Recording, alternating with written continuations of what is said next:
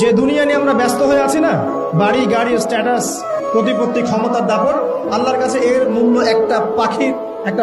সবার আগে আমাদের মনের হিংসা দূর করতে হবে। কি দূর করতে হবে? মনের হিংসা দূর করতে হবে, মনের অহংকার দূর করতে হবে।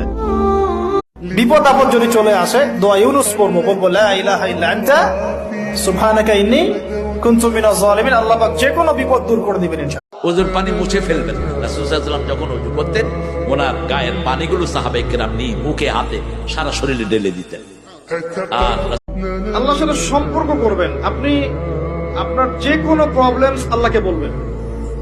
আপনার সমস্যা হয়েছে কোনো একটা অসুস্থতা, দুনিয়া খুব খারাপ, এই জন্য ভাই দুনিয়া দাস হবেন না, আল্লাহর দাস হয়ে যাবেন। দুনিয়ার পিছনে ছোটেন না, আল্লাহ আপনাকে দুনিয়া পায়ের সামনে এনে দিলেন।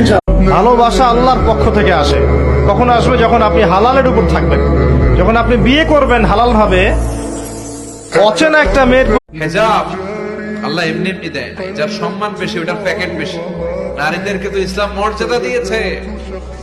বিষ্ণু বলেছেন দুনিয়া অন্যরে নিয়ে আমার কোনো টেনশনের দরকার নেই। আমি জান্নাতি না জাহান্নামী, এই টেনশনে তো ঘুম আসে না আমার কি অবস্থা হবে আমি জানি না। আমি আরেকজনের দোষ। মনের থেকে যদি আপনি সৎ হন, আল্লাহর কাছে আপনি সৎ হন, সারা দুনিয়া মিলে আপনার কোনো ক্ষতি করতে পারবে না। আর আপনি যদি অসৎ হন, নাচানাচি দেখছো দুনিয়ায় না, লাফালাফি করেছো, জীবন যৌবনকে শেষ করেছো। এই জীবনের সবচেয়ে দামি সময় হচ্ছে যৌবন। এটাকে কোন কাজে লাগিয়েছে? কেন নামাজ পড়বো? কারণ পরকালীন স্বার্থ আছে। কেন রোজা রাখবো? পরকালীন স্বার্থ আছে। কেন আমি হালাল বিয়ে করব, হারাম জেনায় যাব না? পরকালের স্বার্থ আছে। আপনি যাকে দেখে মানসিক প্রশান্তি খুঁজে পাবেন, সে হচ্ছে আপনার কাছে সবচেয়ে সুন্দর মানুষ। এবং মাথায় রাখবেন, মানুষ তার প্রতি আসক্ত। আপনি হাসলেও কবরে যাইতে হবে, কাঁদলেও কবরে যাইতে হবে। রাজপ্রাসাদের ওই অট্টালিকাতে যে থাকে সেও একদিন মরে যাবে।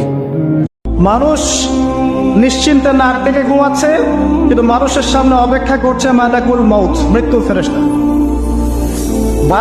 আল্লাহ অনেক সময় দেন, শুধরে যাবার অনেক টাইম সে পায়। তারপরও যখন সে লিমিট ক্রস করে তখন আল্লাহ ধরেন। আল্লাহ সব সময় আপনার হায়াতটাকে মূল্যায়ন করেন। আজকে তওবা করে ফিরে আসেন, 5 ওয়াক্ত নামাজি হয়ে যান, সিরিয়াস হন, জীবনটার ব্যাপারে সিরিয়াস হন। জীবন এক আল্লাহই আপনার জন্য যথেষ্ট, কাউকে লাগবে না। কেউ যদি না থাকে, এক আল্লাহই আপনার আমার জন্য যথেষ্ট। এটা কি বিশ্বাস করেন কেউ? যত নবী ছিলেন পৃথিবীতে, তারা সবাই যত দোয়া করেছেন তার মধ্যে একটা দোয়াকে শ্রেষ্ঠ বলা হয়।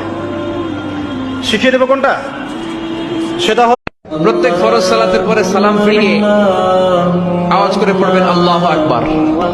3 বার পড়বেন আস্তাগফিরুল্লাহ।